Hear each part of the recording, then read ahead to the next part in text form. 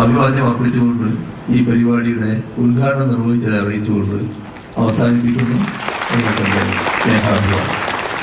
Thank you sir. വളരെ നല്ല ഉദ്ഘാടന പ്രസംഗം കാഴ്ചവെച്ചതിന്.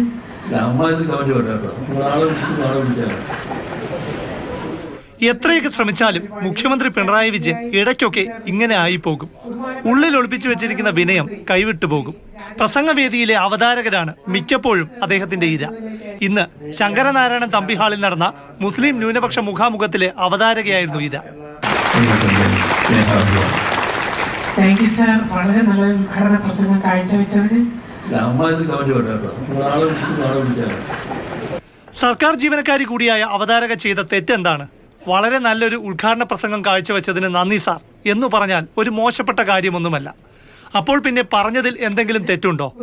നന്ദി വാക്ക് കേട്ടപ്പോൾ കോപം തോന്നിയ മുഖ്യമന്ത്രിക്കല്ലാതെ അവിടെ ഉണ്ടായിരുന്ന മറ്റാർക്കും അറിയില്ല കാരണം. Thank you sir. വളരെ നല്ല ഉദ്ഘാടന പ്രസംഗം കാഴ്ചവെച്ചതിന്. മുഖാമുഖത്തിലെ അവതരണത്തിൽ മറ്റു പാളിച്ചകളൊന്നും വരുത്താതിരുന്നിട്ടും നാലാളുടെ മുന്നിൽ പരിഹാസ്യയായ ആ സ്ത്രീയുടെ മാനസികാവസ്ഥ എന്തായിരിക്കുമെന്ന് ഊഹിക്കാം. പ്രസംഗവേദികളിൽ ഇത്തരം ശകാരങ്ങൾ നടത്തുന്നവർ ഇടയ്ക്കൊക്കെ അതുകൂടി ഓർക്കുന്നത് നന്നാകും. പിന്നെ മുഖ്യമന്ത്രി പിണറായി വിജയന് ഇതൊന്നും പുത്തരിയല്ല. സാംസ്കാരിക മുഖാമുഖത്തിൽ ഇഷ്ടമല്ലാത്ത ചോദ്യം ചോദിച്ചതിന് ഷിബു ചക്രവർത്തിയോട് പറഞ്ഞതെന്താണ്?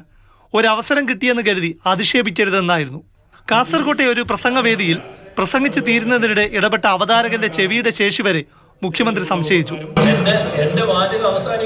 പ്രിയങ്കരനായ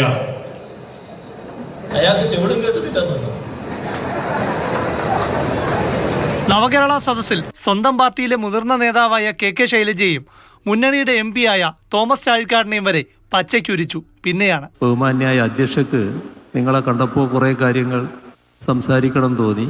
അതിൻ്റെ ഭാഗമായി ആ സമയം കുറച്ച് കൂടുതലായി പോയി എന്നാണ് തോന്നുന്നത്. നമ്മുടെ നാട് എവിടെ എത്തി നിൽക്കുന്നു, ഇനി മുന്നോട്ട് എന്തൊക്കെ ചെയ്യാനുണ്ട്, അത് വേണ്ടത്ര മനസ്സിലാക്കാതെയുള്ള അവതരണമാണ് ഇവിടെ നടന്നത്.